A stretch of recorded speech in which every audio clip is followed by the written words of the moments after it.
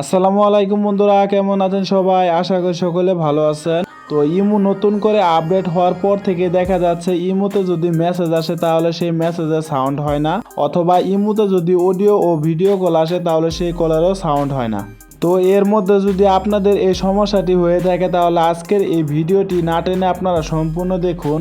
আর ভিডিওটি শুরু করার পূর্বে আপনাদেরকে একটা কথা বলে রাখি, আপনাদের যদি ইমো অ্যাপসটি আপডেট দেওয়া না থাকে তাহলে অবশ্যই প্লে স্টোরে গিয়ে আপডেট দিয়ে নেবেন। আপনাদের ইমো অ্যাপসটি আপডেট দেওয়ার পরে আপনারা সরাসরি ইমোতে চলে আসবেন। তো ইমোতে আসার পর আপনারা সবার নিচে যদি একটু লক্ষ্য করেন দেখতে পারবেন প্লাস আইকনের মতো একটা চিহ্ন রয়েছে, আপনারা এইখানটা একটা ক্লিক করে দিবেন। তো ক্লিক করে দেওয়ার পরে এখানে দেখতে পারবেন কিছু অপশন চলে আসবে। এখানে সবার নিচে যে মোর নামে অপশনটি রয়েছে আপনারা এইখানটা একটা ক্লিক করে দিবেন। তো ক্লিক করে দেওয়ার পরে দেখবেন আপনার সামনে ঠিক এরকম চলে আসবে। এখানে 3 নম্বরে যে সেটিংস এর অপশনটা রয়েছে আপনারা এইখানটা একটা ক্লিক করে দিবেন।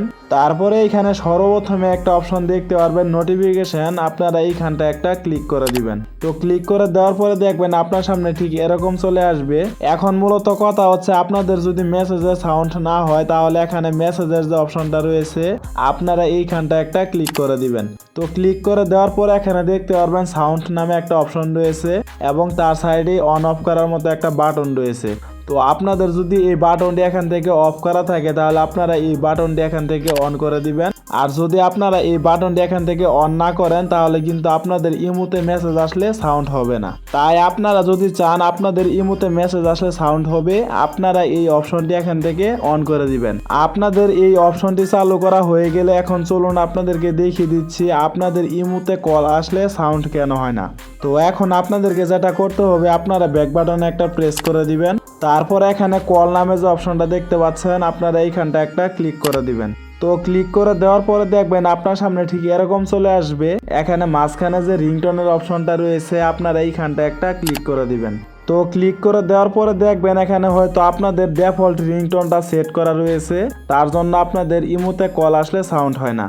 তো এখন যদি আপনারা চান আপনাদের ইমোতে কল আসলে সাউন্ড হবে, এখানে ইউজ ফোন রিংটোনের যে অপশনটা রয়েছে আপনারা এইখানটা একটা ক্লিক করে দিবেন। তো ক্লিক করে দেওয়ার পরে এখানে দেখতে পারবেন বেশ কিছু রিংটোন চলে আসবে।